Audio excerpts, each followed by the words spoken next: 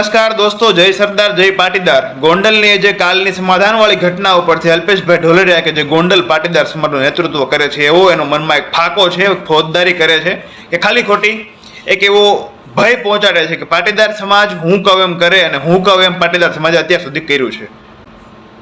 જો તમે કયો એમ થતું હોય અને જો તમે માનતા હોય એમ પાટીદાર સમાજ કરતો હોય તો ભૂતકાળની અંદર જે ઘટના ઘટી એ ન ઘટે. બીજી વાત, તમારો ઉદ્ભવ જે કોઈએ કરાવ્યો હોય એનાથી આપને કોઈ વાંધો નથી. ખરેખર ઉદ્ભવ કરે એ તમારા માટે કદાચ પિતા તુલ્ય હશે, પરંતુ તમે જ ગોંડલના પાટીદાર સમાજના મુખ્ય કરતા હરતા સર્વહર્તા નથી.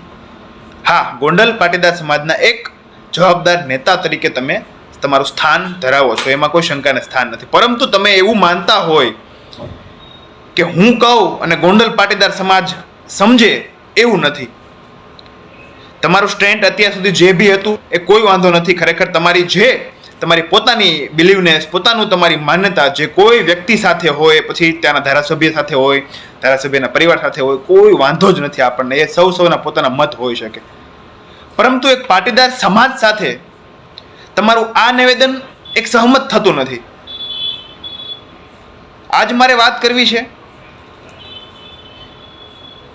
કે જ્યારે કોઈ માણસ સમાજથી ઉપર ઉઠીને સમાજ સામે બાથ ભરવાની વાત કરે ને અને લાલ ટપકાવવાની જે વાત કરે ને, ત્યારે આપણને બહુ દૂર દૂરથી તેની જે ભક્તિ, તેની જે વિશ્વસનીયતા, તેનો જે વિશ્વાસ ક્યાં છે, એ શું કામ છે, શા માટે છે, એ બધું આપણને ખબર પડે. અને અલ્પેશભાઈ ઢોલરિયાની જ્યાં સુધી વાત છે ત્યાં સુધી ભૂતકાળની અંદર પણ જે મનસુખભાઈ માંડવિયાની સીટ વખતે પણ તેમણે એવું કીધેલું હતું કે અમારા વતી જ જીતે છે.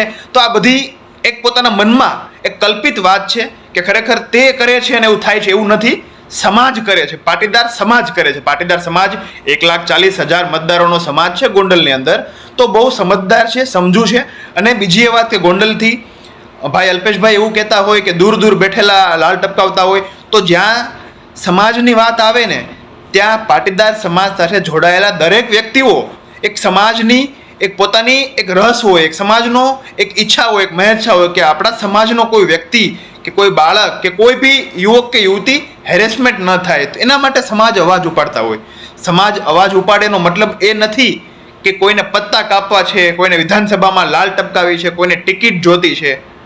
તો અલ્પેશભાઈ ઢોલરિયાનું એવું માનવું છે કે એ જ પોતે પાટીદાર સમાજ છે ગોંડલનો. તો આ વાત મિથ્યા છે. એક પાટીદાર સમાજના યુવક તરીકે હું કહેવા માંગુ છું અલ્પેશભાઈને કે અલ્પેશભાઈ, તમારું આ નિવેદનની અંદર કંઈક ને કંઈક અંશે એક નજીવો સ્વાર્થ છે, સૌને ખબર છે. તમે એ પણ વાત કરી દીધી સ્પષ્ટપણે. એના માટે તમારો આભાર કે તમને એપીએમસીના ચેરમેન બનાવ્યા છે એટલે તમે આ પ્રકારના સ્ફોટક નિવેદનો અને આ પ્રકારની ભક્તિ દર્શાવો છો. એમાં કોઈ વાંધો નથી આપણને. ચાલો, બધાને પોતપોતાના રાજકીય કારકિર્દી ચમકાવી હોય અને પોલિશિંગ કરવી હોય, પરંતુ સમાજને તમે જે રીતે આડે હાથ લ્યો છો, આના કારણે સમાજની અંદર કંઈક ને કંઈક અંશે સમાજને લિટિગેશન, સમાજની જે ઇજ્જત ઉપર હાથ આવે ને એવી વાત છે.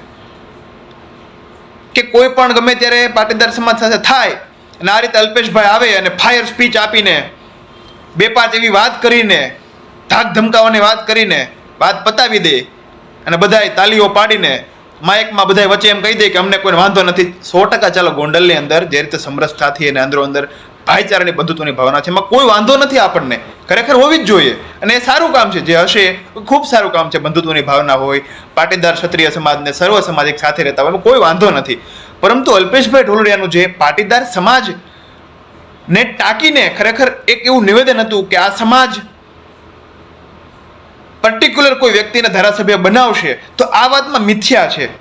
એક તમારો નજીવો સ્વાર્થ દેખાય છે કે તમે ખરેખર સમાજ સાથે કાળા વેણ, કડક વેણ, કડવા વેણ જે રીતે કહીને દર્શાવો છો કે તમે જ પાટીદાર સમાજ છો ગોંડલનો, તો આ વાતમાં અતિશયોક્તિ છે. ખરેખર પાટીદાર સમાજના યુવક તરીકે મારે અલ્પેશભાઈ ઢોલરિયા માટે એક વાત જે હતી એ યુટ્યુબ મીડિયાના માધ્યમથી દર્શાવું છું. અને ખેદ છે કે અલ્પેશભાઈ ઢોલરિયાને ગોંડલના પાટીદાર સમાજ પોતાના નેતા માને છે, એવું એ માને છે. પરંતુ મને એવું નથી લાગતું કે અલ્પેશભાઈ ઢોલરિયા કદાચ સીટ લડે ને તો બી હારી જાય, કારણ કે પાટીદાર સમાજ બહુ હોશિયાર અને બહોળો સમાજ છે અને ઓળખે છે નજીકથી કે કોણ આપણું છે અને કોણ આપણું નથી. એટલે કદાચ અલ્પેશભાઈ ઢોલરિયાને ફોન આવતા હોય અને મુબારક, કદાચ એ ટિકિટથી લડી બી લઈને છતાં અલ્પેશભાઈ ઢોલરિયા જીતે નહીં, એ પાકી વાત છે. એટલે ખાસ એવી એમને હોય કે ખરેખર એમને ફોન આવતા હોય તો કોઈ વાત નથી. ખરેખર જે ફોન આવતા હોય તે મુબારક, ના આવતા હોય તો મુબારક, પરંતુ એટલું જ હોય તો ખરેખર લડી બતાવે સીટ ઉપરથી, એટલે એમને ખબર પડે કે એમના મનમાં શું ચાલે છે અને સમાજના મનમાં શું ચાલે છે, તો આપણને હકીકતની ખબર પડે. બાકી જોર જોરથી વાત કરવાથી, ધાક ધમકાવાની વાત કરવાથી કશું જ થાય નહીં. સમાજ સમાજ હોય અને ક્ષેત્ર ક્ષેત્ર હોય અને મત વિસ્તાર હોય. બસ આટલું જ મારે કહેવું છે એક પાટીદાર સમાજના એક જાગૃત યુવક તરીકે, કે હવે અમારો પાટીદાર સમાજ એ 20 વર્ષ જૂનો નથી કે કોઈ દોરે એમ ચાલે. આ પાટીદાર સમાજ બધાની પોતપોતાની એક થિંક ટેન્ક છે, એક વિચારધારા છે, એ પ્રમાણે જ વર્તન કરશે. આભાર. અસ્તુ. જય સરદાર, જય પાટીદાર.